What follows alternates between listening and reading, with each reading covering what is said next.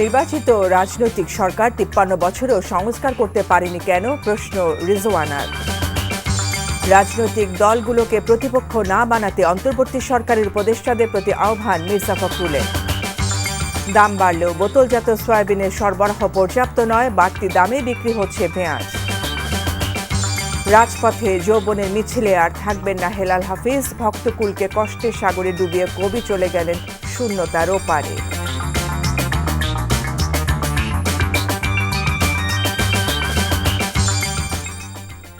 আসসালামু আলাইকুম, ফারজানা ইয়াসমিন স্বাগত জানাচ্ছি এনটিভির সন্ধ্যার খবরে। ক্রাউন সিমেন্ট শিরোনাম দেখছিলেন, এবার পুরো খবর। জুলাই আগস্ট গণ অভ্যুত্থানকে অস্বীকার করে বাংলাদেশ ভারত সম্পর্ক উন্নয়নের সুযোগ নেই বলে মন্তব্য করেছেন পরিবেশ, বন ও জলবায়ু পরিবর্তন বিষয়ক উপদেষ্টা সৈয়দা রিজওয়ানা হাসান। নির্বাচিত সরকারই প্রয়োজনীয় সংস্কার করবে, এর উত্তরে সৈয়দা রিজওয়ানা বলেন, গত ৫৩ বছরে তারা কি করেছিল। রাজধানীতে এক অনুষ্ঠানে তিনি এসব কথা বলেন। আরাফাত ইসলামের রিপোর্ট। বাংলাদেশ ও ভারত উভয় দেশই পারস্পরিক সম্পর্ক উন্নয়ন করতে চায় উল্লেখ করে পরিবেশ, বন ও জলবায়ু পরিবর্তন উপদেষ্টা সৈয়দা রিজওয়ানা হাসান বলেন, দুই দেশের সম্পর্ক অকার্যকর নয়, যার প্রমাণ সেই দেশের পররাষ্ট্র সচিবের সাম্প্রতিক বাংলাদেশ সফর। সকালে রাজধানীর গুলশানে আয়োজিত এক কর্মসূচিতে যোগদান শেষে কথা বলেন তিনি। একটা রাজনৈতিক কারণকে কেন্দ্র করে আমাদের সম্পর্কের মধ্যে যে একটা মেঘ এসেছিল, আমাদের উভয়ের স্বার্থেই এই মেঘকে সরাতে হবে, এবং সেই প্রক্রিয়াটা শুরু হয়েছে। ভারতের সাথে আমরাও বারবার বলেছি যে আমরা সম্পর্ক উন্নয়ন করতে চাই, ভারতও বলেছে যে তারা সম্পর্ক উন্নয়ন করতে চায়, এবং বাংলাদেশের একটা গণ অভ্যুত্থান এটাকে অস্বীকার করে এই পারস্পরিক সম্পর্ক এগিয়ে নেওয়ার কোনো সুযোগ নেই। অন্তর্বর্তী সরকারের অন্যতম বড় প্রাধান্য নির্বাচন উল্লেখ করে রাজনৈতিক দলগুলোর উদ্দেশ্যে তিনি বলেন, নির্বাচন কত দূর এটা আমাদের সময়ের কথা যদি জিজ্ঞেস করেন, আমাদের মাননীয় প্রধান উপদেষ্টা নিজেই আপনাদেরকে জানাবেন। রাজনৈতিক দলেরা যে কথা বলছে যে তারা ছাড়া সমস্যার সমাধান করা সম্ভব না, তারা তাহলে ৫৩ বছর সমস্যার সমাধান করে নাই কেন? Would you please answer? কেন আজকে আমাদেরকে দায়িত্ব নিতে হলো? Would you please answer? তারা যে আমাদের কাছ থেকে বলছে যে ম্যাপ দিতে হবে, এই করতে হবে, রোড ম্যাপ করতে হবে, তারা কি একটা রোড ম্যাপ দিয়ে দিয়েছে যে এই সমস্যাগুলোর তারা কি করে সমাধান করবে? আজকে ওনারা বলছেন যে সংস্কার ওনারাই সবচেয়ে ভালো করতে পারবেন, সেটাই তো গণতান্ত্রিক দেশের কথা, কিন্তু ওনারা করেননি কেন তাহলে ৫৩ বছর? শব্দ ও বায়ু দূষণ নিয়ন্ত্রণ সহ জনদুর্ভোগ কমাতে টাস্ক ফোর্স গঠনের কথাও জানান পরিবেশ ও বন উপদেষ্টা। বায়ু দূষণ ব্যবস্থাপনা কর্মপরিকল্পনা চূড়ান্ত করে গেজেট করে 2টা মিটিং করা হয়েছে, গতকাল একটা টাস্ক ফোর্স করে দেওয়া হয়েছে। আরাফাত ইসলাম, এনটিভি নিউজ, ঢাকা। রাজনৈতিক দলগুলোকে প্রতিপক্ষ না বানাতে অন্তর্বর্তী সরকারের উপদেষ্টাদের প্রতি আহ্বান জানিয়েছেন বিএনপি মহাসচিব মির্জা ফখরুল ইসলাম আলমগীর। রাজনৈতিক দলগুলো সরকারকে ব্যর্থ করার চেষ্টা করে যাচ্ছে, একজন উপদেষ্টার এমন বক্তব্য প্রত্যাহারেরও অনুরোধ করেন তিনি। শহীদ বুদ্ধিজীবী দিবসের আলোচনায় বিএনপির অন্য নেতারা বলেন, প্রতিবেশী দেশে বসে ষড়যন্ত্র করছে পতিত স্বৈরাচার। হাসান মাহমুদের রিপোর্ট। রাজধানীর রমনা ইঞ্জিনিয়ার্স ইনস্টিটিউশন মিলনায়তনে শহীদ বুদ্ধিজীবী দিবস উপলক্ষে আলোচনার এই আয়োজন বিএনপির। চলমান সময়ে কেউ কেউ মহান মুক্তিযুদ্ধকে আলোচনায় কম আনতে চান উল্লেখ করে বক্তারা বলেন, সব অর্জনকেই সমানভাবে গুরুত্ব দিতে হবে। রাজনৈতিক দলগুলোকে দোষারোপ করে সম্প্রতি এক উপদেষ্টার দেয়া বক্তব্যের তীব্র সমালোচনা করেন মির্জা ফখরুল। এই কথা বলেন যে রাজনৈতিক দলগুলো অন্তর্বর্তীকালীন সরকারকে ব্যর্থ করার জন্য কাজ করছে, এটা অত্যন্ত মারাত্মক একটা অভিযোগ। আমি তীব্রভাবে প্রতিবাদ করছি এবং আমি মনে করি যে এই ধরনের উক্তিটা প্রত্যাহার করা উচিত। এবং আমি তো মনে করে দিতে চাই যে দয়া করে রাজনৈতিক দলগুলোকে বা রাজনীতিকে আপনাদের প্রতিপক্ষ বানাবেন না। বিএনপি নেতারা বলেন, ক্ষমতা ফিরে পেতে অপচেষ্টা চালিয়ে যাচ্ছে পতিত স্বৈরাচার, তাই দরকার সবার ঐক্য, আর ভুল করলেই বিপদ। তারা ওয়াদা করেছে যে জনগণের অধিকার ফেরত দেবে, স্বাধীনতা সার্বভৌমত্ব শক্তিশালী করবে, আরও যেগুলো দিয়েছে আমরা চাই এগুলো তারা বাস্তবায়ন করবে। যে সংস্কারের কথা বলে যদি নির্বাচনটাকে বিলম্ব করা হয়, তাহলে এই সরকারের জন্য খারাপ খবর বয়ে আনবে। আমরা আশা করব বর্তমান সরকার অতি অল্প সময়ের মধ্যেই গণতন্ত্র এবং ভোটাধিকার অর্জনের জন্য একটি নির্বাচনের রোডম্যাপ ঘোষণা করবেন। শহীদ বুদ্ধিজীবীদের স্বপ্ন পূরণে ঐক্যবদ্ধভাবে কাজ করার আহ্বান বক্তাদের। Hasan Mahmud, NTV news, Dhaka.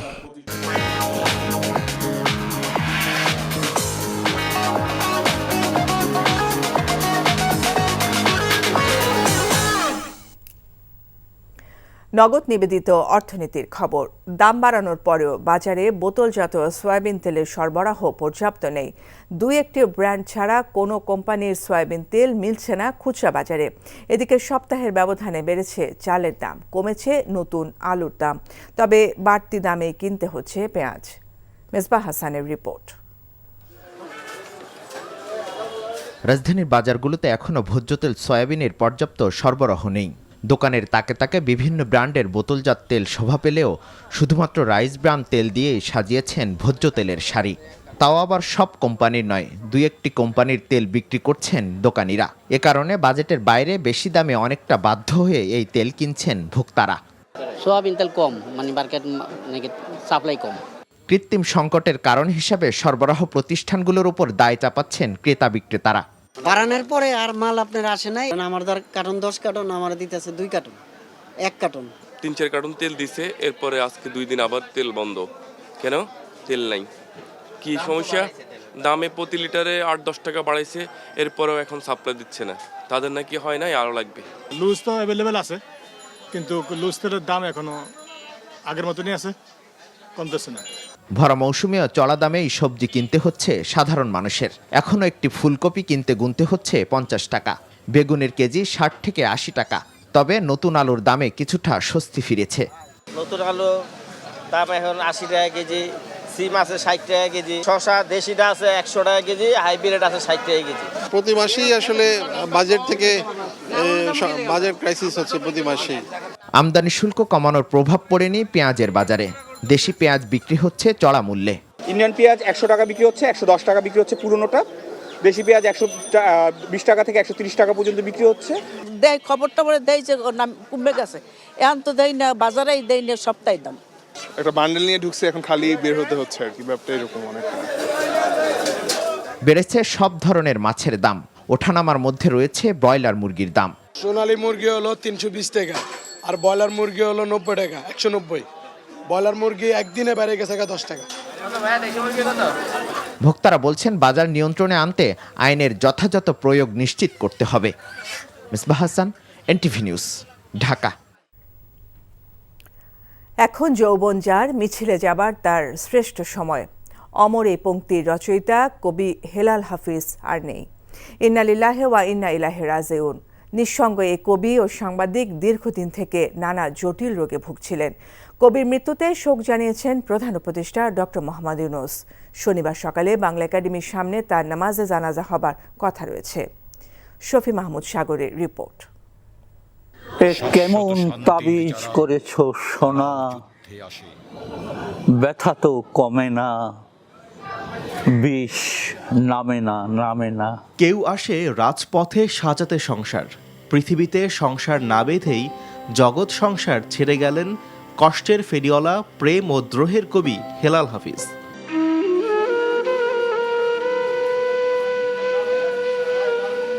দীর্ঘদিন ধরেই নিজেকে রেখেছিলেন লোকচক্ষুর আড়ালে। শুক্রবার দুপুরে জাতীয় প্রেস ক্লাবের উল্টো দিকে একটি হোস্টেলের বাথরুম থেকে তাকে অচেতন অবস্থায় উদ্ধার করে হাসপাতালে আনা হয়। দীর্ঘদিন যাবৎ সেই হোস্টেলেই থাকতেন তিনি। চিকিৎসকরা জানান হাসপাতালে আনার পূর্বেই মৃত্যু হয় তার।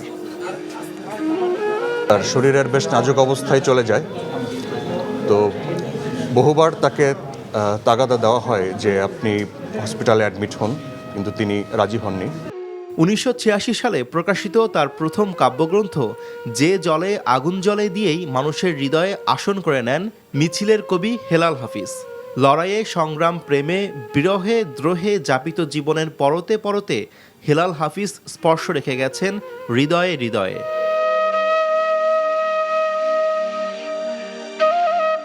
উনি আসলে অত্যন্ত সংবেদনশীল মানুষ। ওই যেদিন আমি জীবনে কখনো একা এরকম করে হসপিটালে আসিনি, ওনাকে নিয়ে যখন এলাম আমি পারডেমে, কিন্তু উনি হসপিটালে কিছুদিন থাকার পরে থাকতে চাইতেন না। আমার মনে হয় না এই শহরে উনি আর থাকার ইচ্ছাটাও তার শেষ মুহূর্তে ছিল।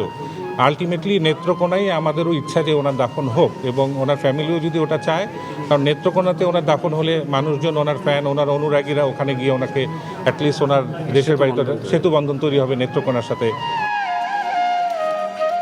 শনিবার প্রেস ক্লাব ও বাংলা একাডেমিতে কবির জানাজা শেষে রাষ্ট্রীয় মর্যাদায় তাকে দাফন করা হবে মিরপুর বুদ্ধিজীবী কবরস্থানে। শফি মাহমুদ সাগর, এনটিভি নিউজ, ঢাকা। বাংলাদেশে আওয়ামী লীগের রাজনীতির মৃত্যু হয়েছে। দেশের মানুষের কাছে ভোট চাইবার মুখ তাদের নেই বলে জানিয়েছেন জামায়াতে ইসলামের আমির ডক্টর শফিকুর রহমান। সকালে সিলেট আলিয়াদ মাদ্রাসা মাঠে অনুষ্ঠিত জামায়াতের জেলা কর্মী সম্মেলনে তিনি একথা বলেন। কোনো অপশক্তির কাছে জামায়াতে ইসলামী মাথা নত করবে না উল্লেখ করে দলটির আমির ডক্টর শফিকুর রহমান বলেন, বাংলাদেশের ধর্ম বর্ণ নির্বিশেষে সকল মানুষের দায়িত্ব জ্ঞানহীন নয়, বরং ধৈর্যের পরিচয় দিয়ে রাষ্ট্র গঠনে ভূমিকা রাখছে। শেখ হাসিনা পালিয়ে গেলেও বিদেশে বসে দেশের শান্তি বিনষ্টের চেষ্টা চালাচ্ছে বলে মন্তব্য করেন তিনি। দেশকেই যারা সম্মান করে না, তারা কার কাছে এসে নির্বাচনে ভোট দাবি করবে? যারা জনগণের কেনা টাকায় অস্ত্র এবং গুলি জনগণের বুকের উপর চালিয়ে দেয় ক্ষমতায় থাকার জন্য, তারা কার কাছে ভোট চাইবে? যারা নিরীহ জনগণকে খুন করেছে, তাদের পরিবারের কাছে গিয়ে জিজ্ঞেস করুন তারা তাদের এই ধরনের রাজনীতি আর চায় কিনা, এই ধরনের আগ্রাসী দলকে আর রাজনীতিতে দেখতে চায় কিনা, তাদের কাছে গিয়ে জানুন। ২৪-এর চেতনাকে কাজে লাগিয়ে ঐক্যবদ্ধভাবে নতুন বাংলাদেশকে এগিয়ে নেয়ার আহ্বান জানিয়েছেন জাতীয় নাগরিক কমিটির মুখ্য সংগঠক সার্জিস আলম। সকালে রাজধানীর কাকরাইলের ডিপ্লোমা ইঞ্জিনিয়ার্স ইনস্টিটিউশনে চাঁপাইনবাবগঞ্জ ফোরামের উদ্যোগে আয়োজিত প্রীতি সমাবেশে এই আহ্বান জানান তিনি। এ সময় তিনি বলেন, বাংলাদেশের মানুষ জুলাই আগস্ট স্মৃতি ভুলে যেতে শুরু করেছে। ফ্যাসিস্ট হাসিনার নামে স্লোগান হয়, বিদেশে পালিয়ে থেকেও সমাবেশে যোগ দেয় বলেও মন্তব্য করেন তিনি। আর এখনও জুলাই আগস্টের অভ্যুত্থানের পরে চাঁদাবাজি, তদবির বাণিজ্য চলছে বলেও অভিযোগ করে বলেন, নিজ স্বার্থের বাইরে গিয়ে দেশ পুনর্গঠনে কাজ করতে হবে। বিগত সরকারের আমলে স্বৈরাচার শেখ হাসিনা উত্তরের জনপদকেও বঞ্চিত করেছে বলেও অভিযোগ করেন সার্জিস আলম। আমরা নিজেদের স্বার্থ নিয়ে এতটাই ব্যস্ত যে এখানে দেশের কি হলো, মানুষের কি হলো, এগুলো চিন্তা করার আমাদের সময় নেই। মাঝে মাঝে আসলে আমাদের নিজেদেরকে, আমাদের চারপাশে যারা আছে, এই সিস্টেমটি যাদেরকে দিয়ে চলছে, এদের অধিকাংশ মানুষকে এত বেশি স্বার্থপর মনে হয়, তখন মনে হয় যে এই যে এত এত মানুষ জীবন দিল, রক্ত দিল, এত পরিবারের এত হাহাকার, এগুলোর আসলে যে ফলটা প্রত্যাশা আমরা করছি, এই ফলটার দিকে আমরা যেতে পারবো কিনা। উত্তরাঞ্চলের বেশ কয়েকটি জেলায় চলছে মৃদু শৈত্যপ্রবাহ। কনকনে শীত আর হিমেল বাতাসে কাবু হচ্ছে সাধারণ মানুষ। দুর্ভোগে পড়তে হচ্ছে ছিন্নমূল খেটে খাওয়া মানুষদের। আবহাওয়া অফিস বলছে, ২০ তারিখের পর থেকে সারা দেশে মৃদু থেকে মাঝারি শৈত্যপ্রবাহ শুরু হবে। নূর হোসেনের রিপোর্ট। দেশের সর্বোত্তরের জেলা পঞ্চগড়ের তেঁতুলিয়ায় শীতের দাপটের পাশাপাশি বৃষ্টির মতো ঝরছে কুয়াশা। হিমশীতল বাতাসে রাস্তাঘাট অনেকটাই জনশূন্য, যানবাহনও চলছে হেডলাইট জ্বালিয়ে। দিনের সর্বনিম্ন তাপমাত্রা ৮.৪ ডিগ্রি সেলসিয়াস রেকর্ড করা হয়েছে এখানে। দিনাজপুরেও বেড়েছে শীতের তীব্রতা। ভোর থেকে দুপুর পর্যন্ত কুয়াশার চাদরে ঢাকা থাকছে চারদিক। গরম কাপড়ের অভাবে দুর্ভোগে পড়েছে ছিন্নমূল ও খেটে খাওয়া গরিব মানুষ। শীতের দাপট ও কুয়াশায় স্বাভাবিক জীবনযাত্রা ব্যাহত হচ্ছে নওগাঁবাসীর। এছাড়া মৌলভীবাজার, সিরাজগঞ্জ, নাটোর সহ উত্তরাঞ্চলের বেশিরভাগ জেলায় শীতের তীব্রতা বেড়েছে। আবহাওয়া অফিস বলছে, কয়েকদিন পর থেকে সারা দেশে মৃদু থেকে মাঝারি শৈত্যপ্রবাহ জেঁকে বসবে। আগামীকাল পরশু হয়তো আপনার সামান্য একটু কমতে পারে, তবে যেটা হবে পরশুদিন থেকে তাপমাত্রা আবার বাড়ার সম্ভাবনা রয়েছে, এবং সেক্ষেত্রে হয়তো আপনার সোমবার থেকে বাড়ার পরে 19-20 তারিখে যে আবার নতুন করে তাপমাত্রা কমবে, সেক্ষেত্রে আপনার মৃদু থেকে মাঝারি শৈত্যপ্রবাহ চলার সম্ভাবনা আছে এই মাসের শেষের দিকে। বায়ু দূষণের কারণে দিনের বেলা কুয়াশার তীব্রতা আরও বাড়বে বলেও আশঙ্কা এই আবহাওয়াবিদের। নূর হোসেন, এনটিভি নিউজ, ঢাকা। নির্বাচিত রাজনৈতিক সরকার ৫৩ বছরেও সংস্কার করতে পারেনি কেন, প্রশ্ন রিজওয়ানার। রাজনৈতিক দলগুলোকে প্রতিপক্ষ না বানাতে অন্তর্বর্তী সরকারের উপদেষ্টাদের প্রতি আহ্বান মির্জা ফখরুলের। দাম বাড়লেও বোতলজাত সয়াবিনের সরবরাহ পর্যাপ্ত নয়, বাড়তি দামে বিক্রি হচ্ছে পেঁয়াজ। এবং রাজপথে যৌবনের মিছিলে আর থাকবেন না হেলাল হাফিজ, ভক্তকুলকে কষ্টের সাগরে ডুবিয়ে কবি চলে গেলেন শূন্যতার ওপারে। এই ছিল সন্ধ্যার খবরে। এই খবরের ভিডিও সহ আপডেট জানতে ভিজিট করুন এনটিভি অনলাইন www.ntvbd.com। এছাড়াও এনটিভির জনপ্রিয় সব অনুষ্ঠান ও খবরের আপডেট জানতে ভিজিট করুন আমাদের ইউটিউব ও ভেরিফাইড ফেসবুক পেজ। রাত 10:30 রাতের খবর দেখার আমন্ত্রণ রইল। এতক্ষণ সাথে থাকার জন্য ধন্যবাদ সবাইকে।